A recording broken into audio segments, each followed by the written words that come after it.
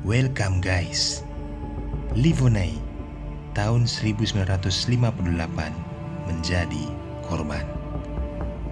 Serangan yang dilakukan Livonai membuat Mikhail Tal marah. Bukannya malah bertahan, Mikhail Tal semakin brutal dan menyerang kembali.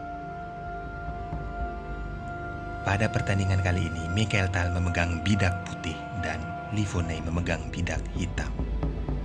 Selamat menyaksikan, dan pesan saya buat pencinta catur, coba kalian pelajari trik yang dilakukan Mikhail Tal. Awalnya, dia sudah melakukan posisi untuk menyerang. Pion D dan E dia terobos sampai mentok. Livonai mencoba mengikuti permainan dengan menaikkan pion C, pion D, dan pion E. Dari 3 langkah awal ini teman-teman, kita sudah bisa melihat bakalan terjadi pertempuran. Tidak ada kata bertahan bagi kedua pemain. Livonai sudah menaikkan 2 perwiranya, dan Mikhail Tal juga sudah menaikkan 2 perwiranya. Coba kalian amati posisi pion C, pion D, dan pion E. Sama-sama beradu, dan akhirnya Livonai memakan bidak D dan dibalas lagi dengan bidak C.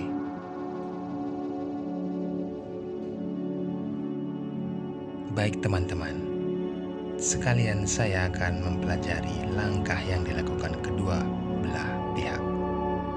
Begitu juga dengan teman-teman sekalian. Ada saatnya videonya saya akan pause.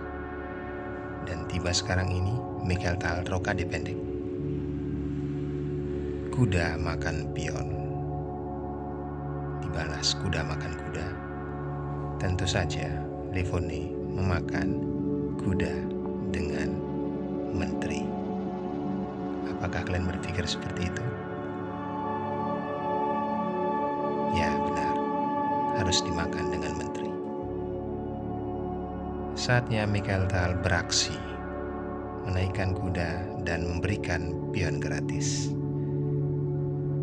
Ada ancaman oleh benteng ke E1.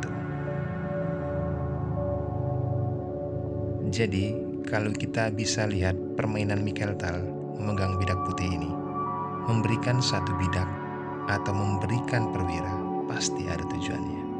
Bagaimana kita bisa melihat sekarang posisinya Livonai, menterinya berada di B8.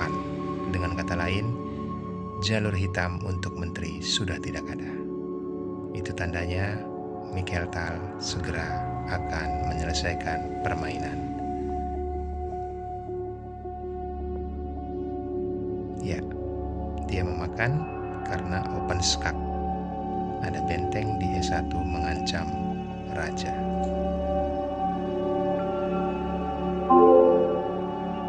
Ini yang saya sebut dari awal, kedua pemain akan saling serang.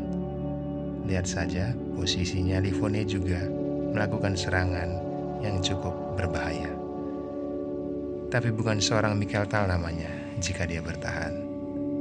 Salah kalau kalian berpikir dia akan menerima serangan apa yang dilakukan oleh Livonai. Bahkan dia semakin brutal dan semakin mengancam untuk memakan pion yang ada di G7.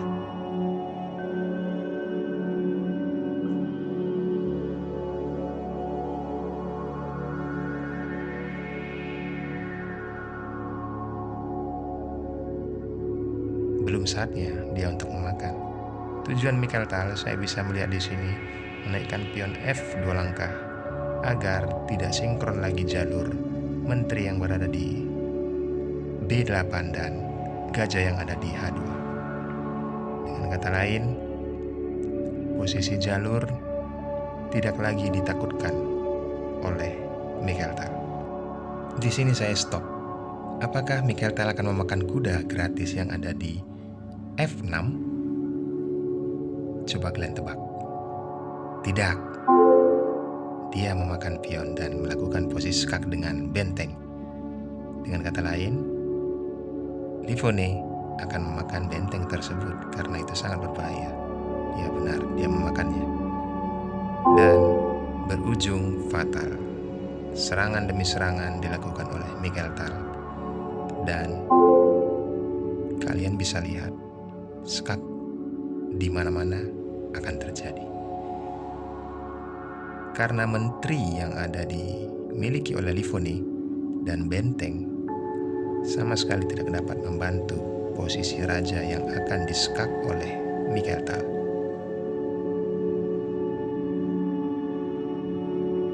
Tidak ada pilihan, hanya bisa bergeser ke C8. Dan dia datang kembali. Di sini posisinya Livone sudah menyerah. Kita akan menganalisis jalannya pertandingan jika dilanjutkan. Kemanapun posisi raja sudah terkunci oleh serangan oleh Miguel Tal. Karena gajah dan posisi kuda yang dimiliki oleh Miguel Tal sangat produktif untuk mendukung menteri skak posisi Raja Hitam. Jadi apa yang dilakukan oleh Livone sudah cukup tepat bagi saya. Dia menyerah.